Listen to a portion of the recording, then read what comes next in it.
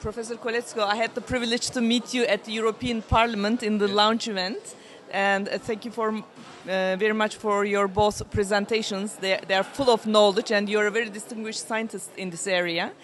And I'd like to ask you a few questions, if you don't mind, for our premature babies' mothers.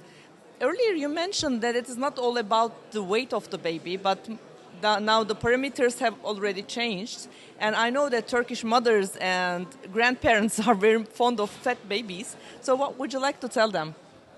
Well, weight gain is obviously important for all children and for preterm children that had perhaps a difficult challenge at the beginning.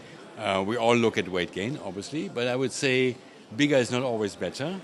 If you have a very rapid weight gain, it is not the weight gain that is important for the function of the body, but if you have a very high weight gain, the baby can only deposit body fat.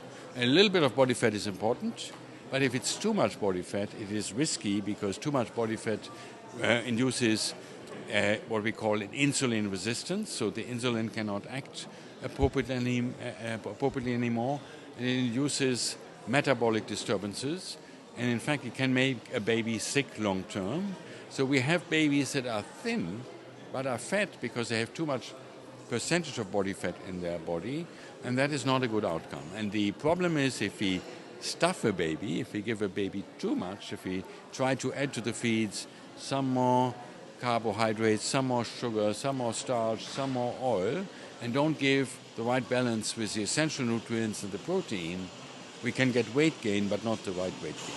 So the expectation should be that we have a growth that is not too different from the percentiles for the preterms.